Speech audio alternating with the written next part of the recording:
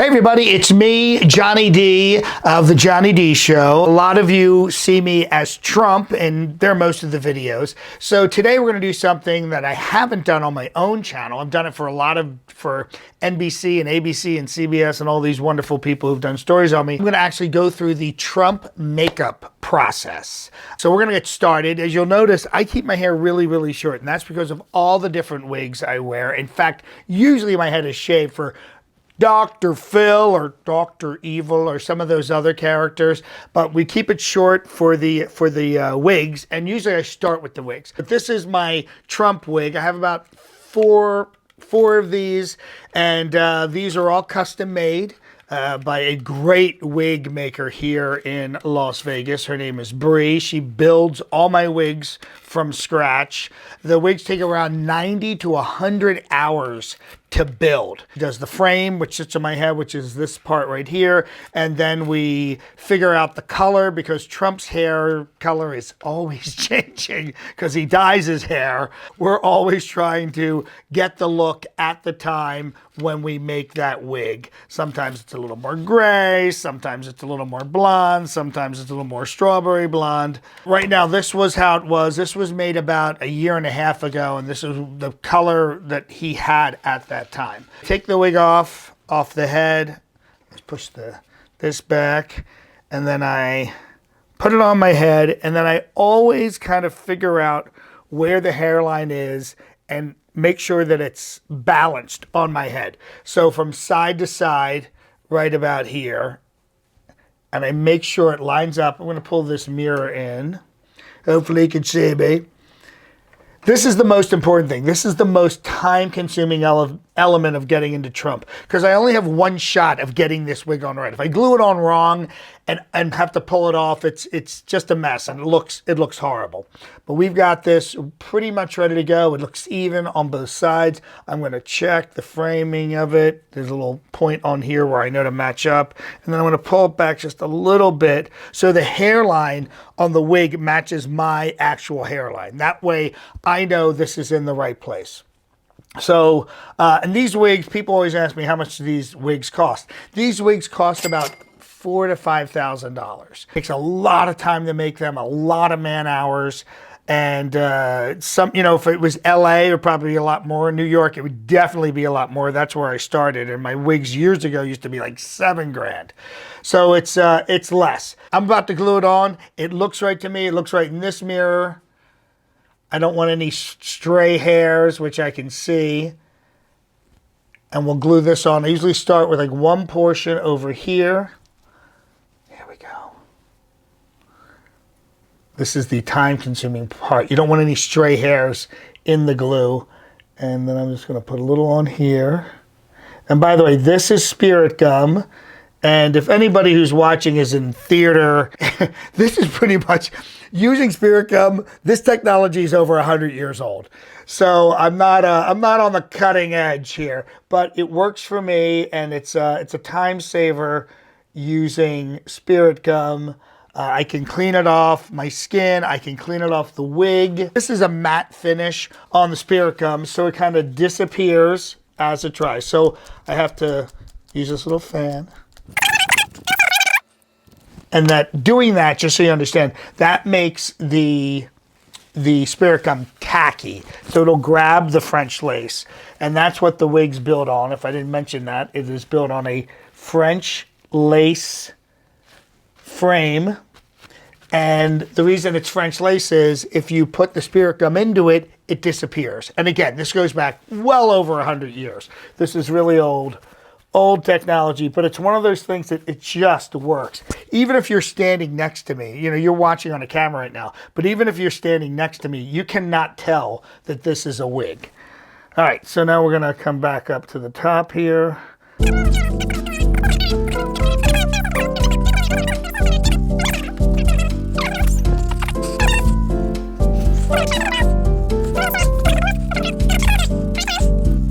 Now, I didn't even do it right, and this happens sometimes.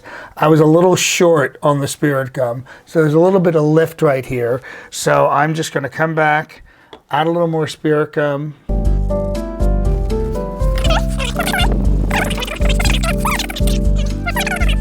All right, so we have the wig on. I am going to now tape the back of this.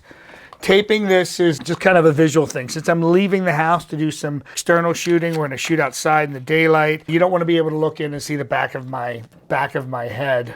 So I'm using classic top stick. This is for toupees, theatrical wigs, all that kind of stuff. So it's two-sided tape, and it usually resists sweat pretty well. So I'm going to put it, I should have, just so you know, I should have done this before. But I forgot. Doesn't matter how many times I do this wig application, you always forget something. And do the other side. And I'm working at my makeup station right now that I had a friend build. A lot of people, when they do makeup, they like to sit. I do not like to sit when I do makeup. I don't know why. It would make more sense, but I like to stand. So this makeup station was built for me by a good friend of mine, and he did an incredible job. His name is Sean. And he also built one for his wife, and that's where I got the idea. And I said, hey, would you build one for me? So now the wig is on front and back. We're gonna leave it like this till we get the makeup on. So the first thing I do once the wig is all together, I put on this stuff called Pore Essential. So basically anybody who has to wear makeup, especially guys, your upper lip sweats. It just happens. This is a primer for my makeup. So I put the primer on here and here. Any place, this basically works as like a sealer on my skin. My upper lip kind of sucks it all in. So now that's done. Primer's on, wig's on. This is my Trump face, kind of an orange cream base. It's kind of a darker orange. It's kind of a burnt orange, but once it hits my skin, it kind of lightens up. And I start right here on that mustache area I was telling you about. I'm going to pull this in because the lighting's really good. Let me know if you can see me. So my skin is uneven. Trump's skin is uneven. Most people's skin is uneven. So when I apply this base, this kind of orangey base, I make sure it covers up most of my blemishes and stuff you get over years of being in the sun. Amazingly, Trump, I'm assuming he wears makeup because his skin is very even looking for the most part. Probably has age spots. He probably covers them up too. So I make sure we get this first blast of base on. Trump's lips are thinner than mine, so when I tighten my mouth up and the outer edges of my lips, I put this makeup on to kind of thin my lips out. I leave this area open. If you look at Trump, he's got this, it's kind of red if you ever look at any photos of him. So I actually don't put any makeup there. Anytime you put on any makeup, you always got to do the nose area because there's a lot of nooks and crannies. We're giving you the close look here. And I'm going to do above the eyebrows. And even though you can't necessarily see my forehead unless you're standing next to me, I always take the makeup right to the wig line. I want to minimize anything that's going to pull you out of the performance. And I'm saying performance, you know, people are like, well, you're an impersonator. But to me, anytime I'm doing this, this is a performance. If it's on camera, if it's live on stage, I'm an actor and I'm playing a character. That character happens to be Trump. So I try to be make the integrity of the character as much as possible. You want a real live performance, not just a caricature of him. And that's my goal, especially with all this makeup and all this stuff. So we got my base on right now. We'll come back. We're gonna take this and we're gonna yellow up my eyebrows. I used to keep my eyebrows bleached. I did that for years, especially around 2016, 17, 18. But then it just, I didn't have to do it as much, and it kind of, I always looked like a crazy person because my eyebrows were blonde and my hair was coming in gray and black. I always buy moldables of everything because I go through a lot of this makeup.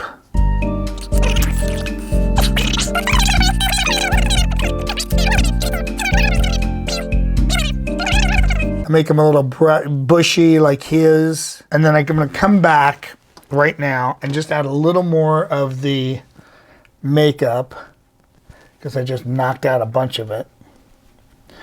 And also with Trump, if you look at his photos, his eyebrows, right above them, they're kind of white. So we're gonna take this eyeliner and we're just gonna make a little arch, just a little definition above the eyebrows, like that.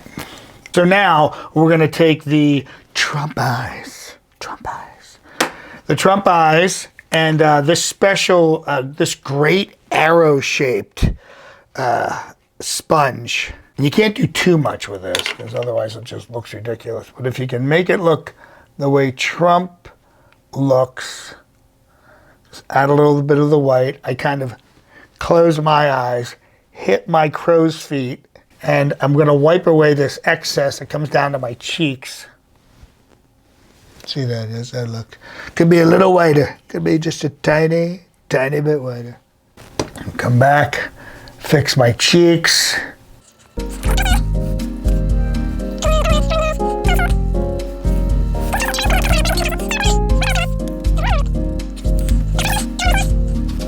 Now that I have this in my hand, I'm going to do something. My nose is kind of wide, and it's a little big, but it's more wide than anything.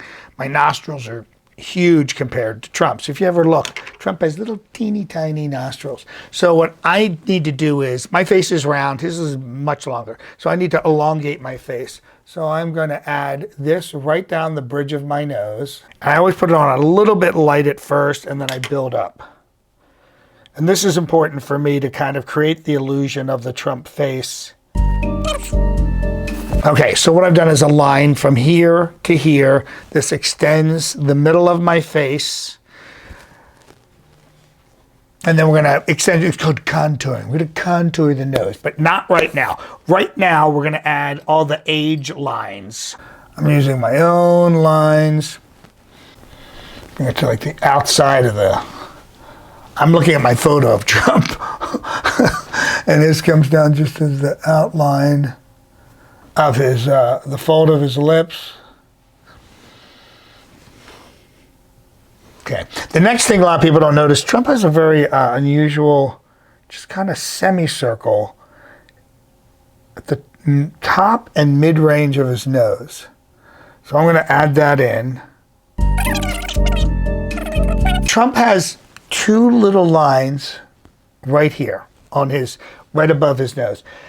I have the same things. They're not in the same position. One's in the same position. But what I'm going to do is elongate them, again, elongating my face. So we're going to take this one. You can see right here. I don't have one on the other side, but that's okay. Now we're going to add the lines on the eyes, the crow's feet. The lines are there. We have the, because I creased my face, but now we're going to go in and just add them as thinly as possible.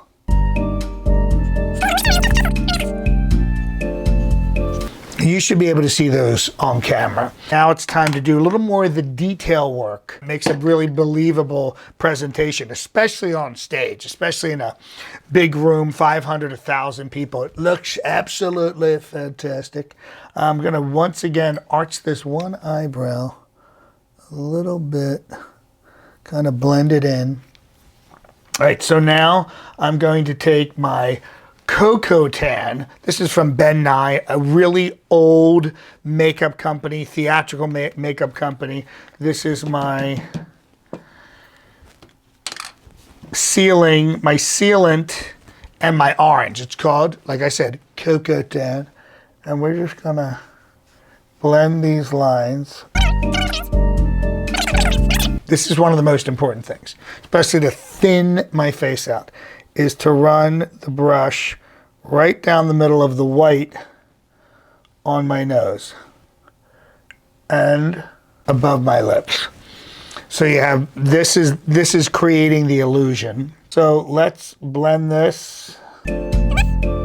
Now, like I said, if you're on stage and it was this heavy, it would work. But if I'm outside and I'm getting blasted by the sun, I have to do a much more subtle version of this. We do above the eyebrows right here. So one of the things you need to do with this white line and the line here on my upper lips is to make it look more realistic. So everybody's nose says he's, has the corpuscles. And I'm just going to blend that in.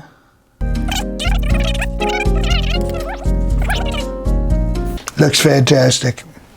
So it's that little building, creating the illusion. Now we're going to put on more orange on the face, and we're going to use a lighter brush for this. Then we'll go a little heavier. So as I do this, I want to hit all the places where there's no contrasting colors, no heavy duty lines, because I've already kind of worked that all in. But you'll notice, if you look closely, you'll see this has already started soaking up the makeup. So I have to use a smaller brush here and add much more of the cocoa tone.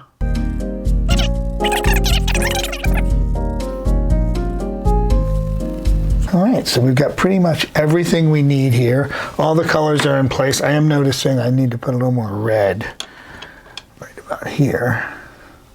If I'm looking at my Trump photo, looks like it's pretty on target as far as the colors. And that's about it. So I'm gonna wash my hands and I'm gonna put the contacts in, and then we'll style the hair, which is probably one of the most important things. We'll be right back. All right, are we back? Hey, we're back.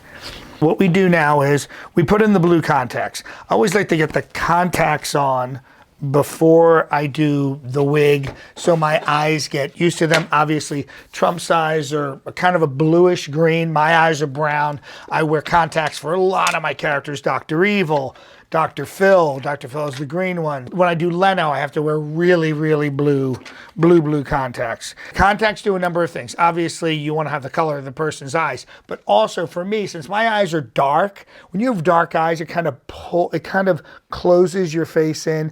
Blue contacts, or blue eyes in general, open your face up. And that's why a lot of big movie stars have blue eyes. They look great on the screen. Not that brown eyes don't. So we're going to put this in. Hopefully it'll be in the first take.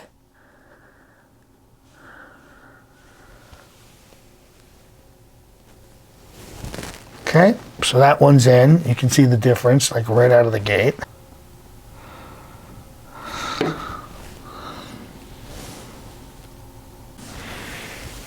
Son of a bitch. Literally stuck to my finger. All right, try that again.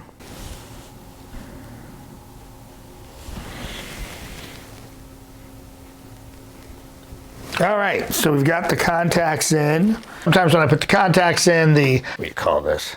Bosch and Lam stuff just ends up running down your face. So now it's wig time. So we're gonna take these off. It's gonna look like hell, but you can get the idea. This is wig conditioner. It's for human hair, but it's a wig conditioner. After a few wearings, there's a lot of product in here, a lot of hairspray. So this is just kind of a conditioner to tame it.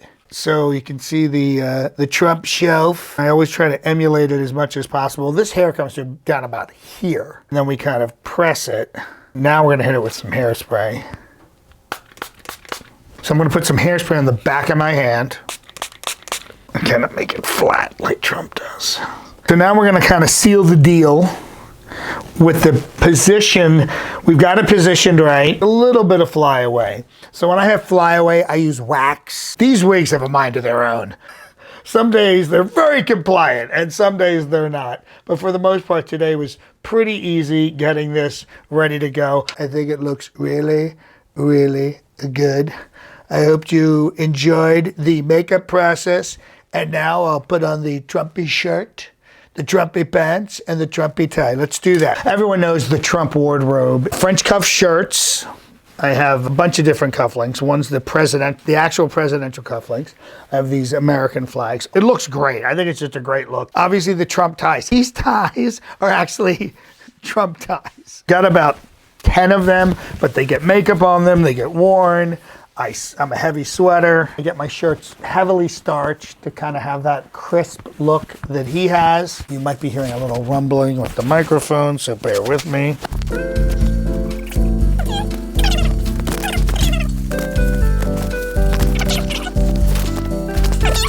Freshly cleaned shirt, and they get a lot of makeup, obviously. And this is pretty much it, but stay right there because what seals the deal is the suit coat itself.